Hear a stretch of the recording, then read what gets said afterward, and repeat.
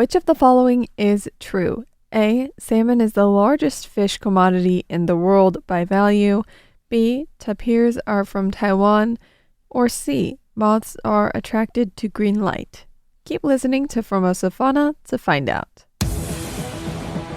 Spend the next 20 minutes feeding your brain with Formosa Fauna so you can learn all about the animal kingdom and become smarter than all of your friends.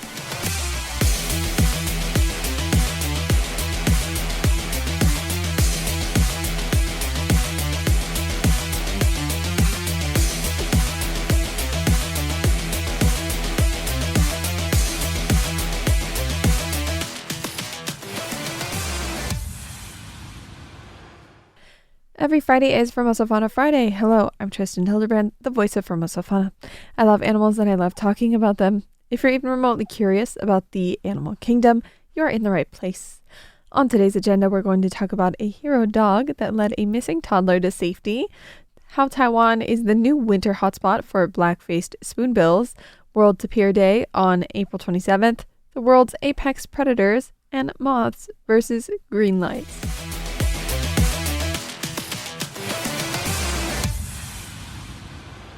This first story is so good, I might cry while I'm telling it. In the rugged wilderness of northern Arizona, a very, very good boy just became a certified hero. Buford is his name. He is a 6-year-old Anatolian Pyrenees, a ranch dog by trade, guardian angel by night, by instinct. After a 2-year-old boy vanished from his home in Seligman, Arizona, a full-scale search and rescue mission kicked into gear. Dozens of deputies and volunteers scoured through thick forests and rocky canyons through the night. The situation looked grim because there were cold temperatures, tough terrain, and a helicopter crew had spotted mountain lions lurking nearby. But the hero of this story wasn't flying overhead. He was trotting through the trees on 4 paws.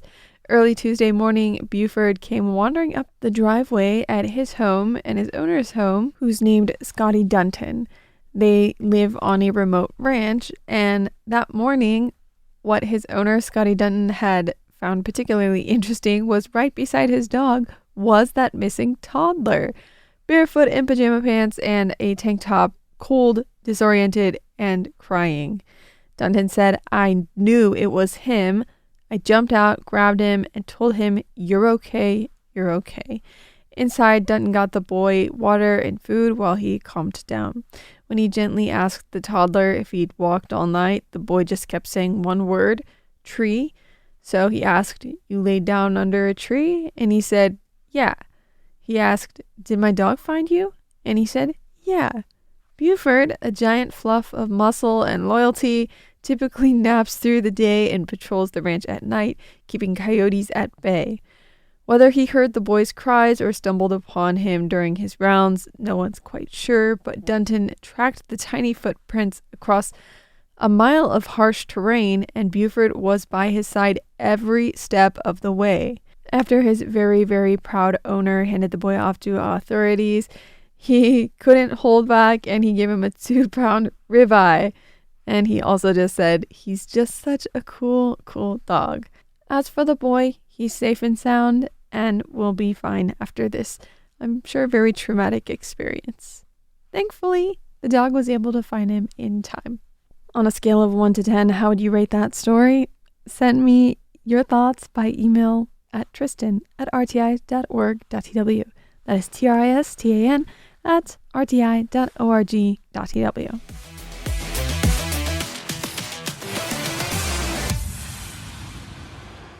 Taiwan is the new winter hotspot for black-faced spoonbills. In January 2025, over 4,100 of these elegant waders flocked to Taiwan, making it the globe's top winter destination for the species. That's more than half of the world's entire population, which has now surpassed 7,000 for the first time.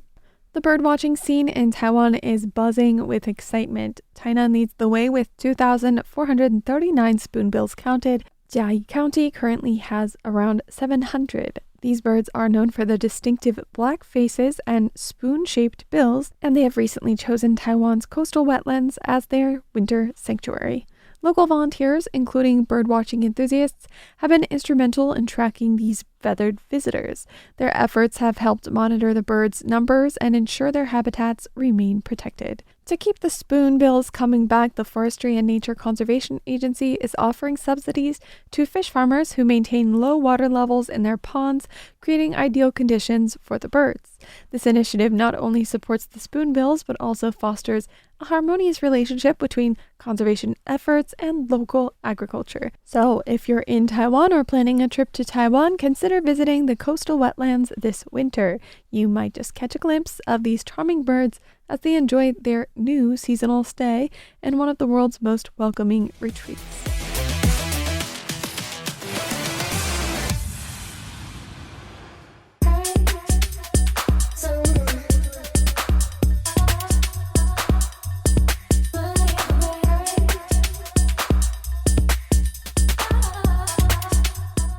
Apex predators are animals that sit at the very top of the food chain with no natural predators, aside from maybe humans. Here's a lineup of nature's most untouchable creatures.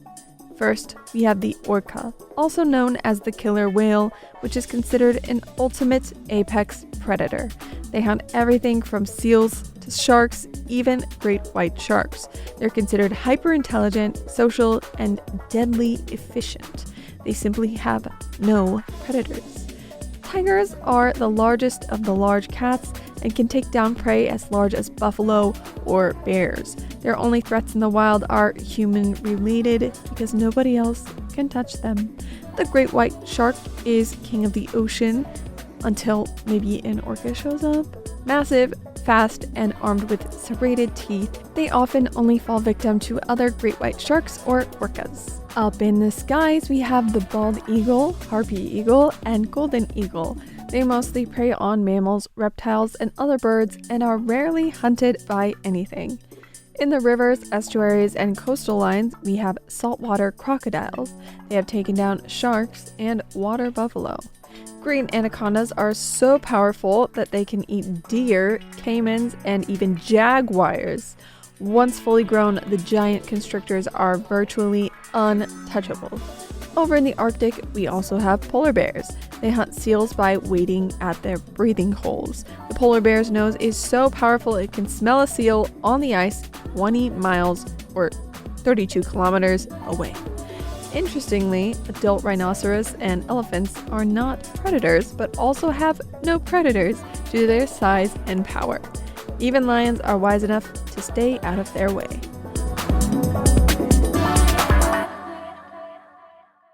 The Taipei Zoo is throwing a party for World Tapir Day.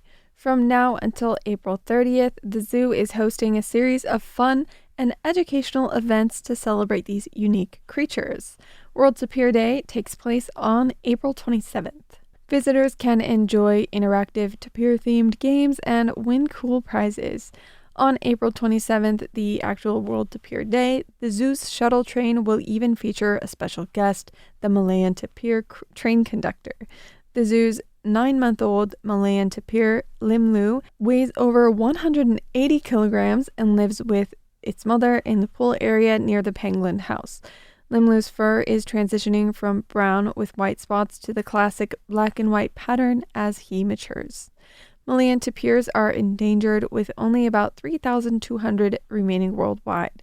Threats to their survival include illegal logging and deforestation. Taipei Zoo is actively involved in breeding programs and collaborates with international zoos to protect the species.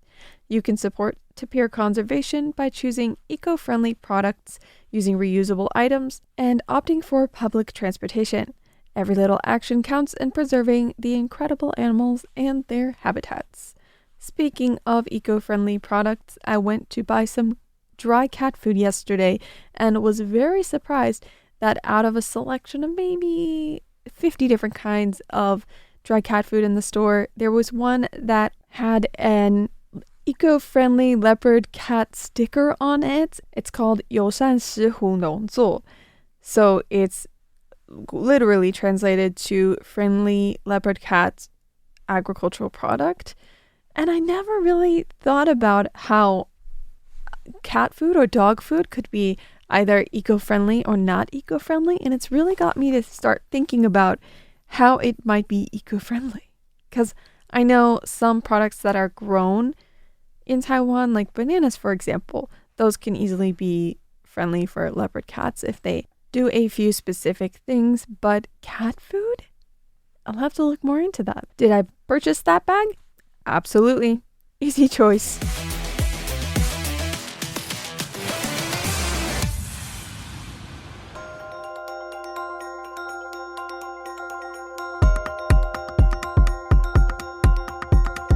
Taiwan is an island that is covered 70% by mountains, lakes, and jungle. Taiwan's early connections to the Pacific and Southeast Asia are well established and are the basis for seeing Taiwan as an ocean nation. Did you know that over 17,000 species thrive in the deep sea where no light penetrates the ocean waves? Or that there are 38,000 different kinds of microbes in just 1 liter of seawater? These were all discoveries made by the Census of Marine Life, a 10-year international effort that assessed the diversity, distribution, and abundance of marine life. Today, we're going to talk about salmon. It feels like I really hyped this up and then let you down with something that sounds so generic, salmon. But how much do you really know about salmon?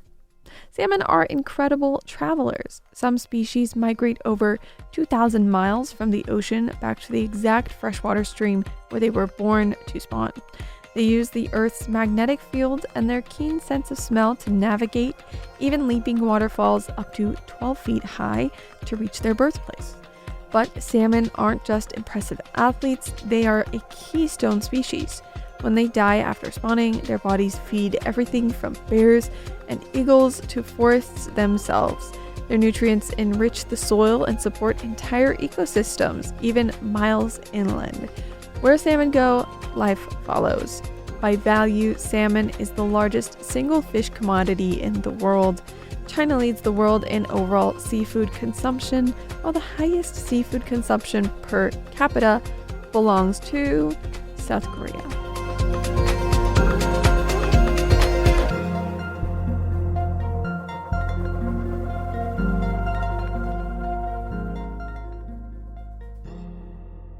Kaohsiung's iconic Love River experienced an unexpected turn of events when residents reported a significant number of dead fish floating in its waters on Sunday.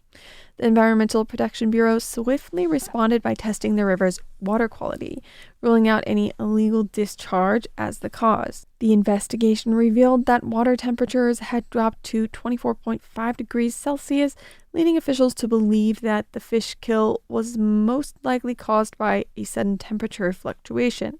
To address the situation, sanitation crews were dispatched to remove the deceased fish, collecting approximately 600 kilograms worth of them from the river.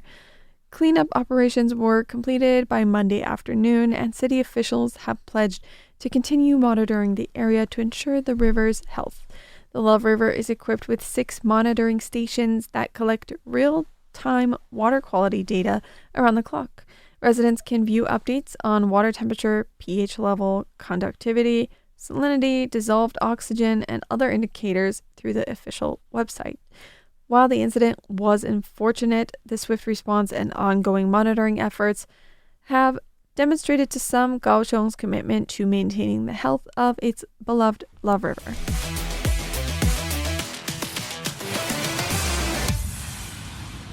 In a sweet twist of innovation, Kaohsiung's lychee farmers are turning to green lights to protect their prized fruit from pesky moths. These nocturnal insects are known to damage the fruit, causing it to drop prematurely and reducing its commercial value. By installing green LED lights in the orchards during the night, farmers are effectively deterring moths, reducing the need for chemical pesticides, and enhancing the quality of their harvest. This eco-friendly approach not only minimizes pesticide use, but also cuts labor costs associated with traditional pest control methods. With the lychee harvest season approaching in May, this innovative solution is set to shine a light on sustainable farming practices. This was thanks to a national Chiayi University study that showed moth populations increase rapidly as lychee trees begin to flower and bear fruit, and that green light at night, for some reason, inhibits moth activity. Could it be that simple? Perhaps green LED lights such as these could be used worldwide.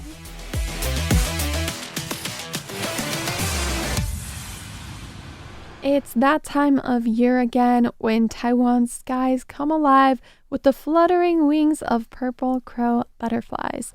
As of April 15th, these stunning insects have begun their annual migration from the mountainous regions of Taidong and Pingdong to the southern tip of the island. The Hengchun Peninsula is currently experiencing a remarkable spectacle, with up to 100 butterflies crossing the roads every minute. The Kunding National Park Administration has urged motorists to reduce their speed to 40 kilometers per hour to prevent accidental collisions, as the butterflies travel at approximately 20 kilometers per hour and can easily be swept up by passing vehicles. This migration is not just a beautiful sight, one to behold, but also a crucial event for the species. The ample rainfall earlier this season has led to an abundance of grasses and vines, providing a rich food source for the butterfly larvae. Areas like Ma'anshan have become significant breeding grounds, supporting the butterfly's life cycle. In response to previous concerns about roadkill, the Kunding authorities have implemented protective measures, including butterfly nets along Provincial Highway 26, to ensure the safe passage of these delicate travelers. So, if you're in the area, take a moment to appreciate this natural wonder and drive slowly, drive cautiously to help protect them along their journey.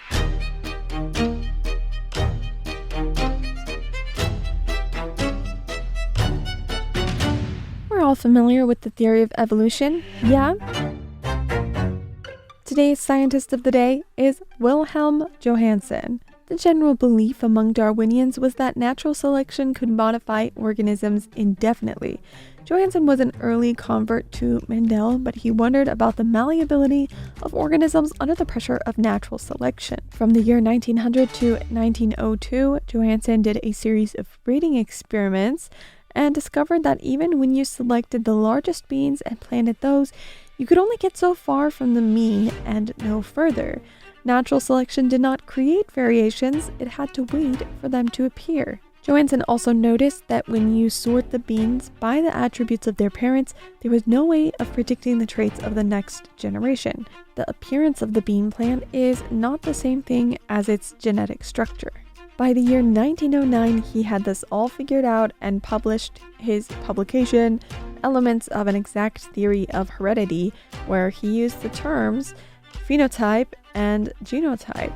Not only did Johansen distinguish between phenotype and genotype, he also coined one or more words, including the description of a single genetic element, the gene.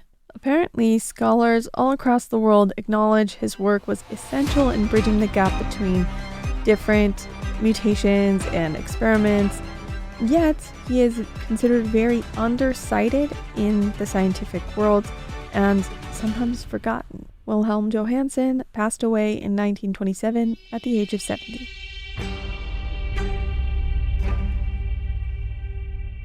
Have you seen anything in the news or online recently about animals?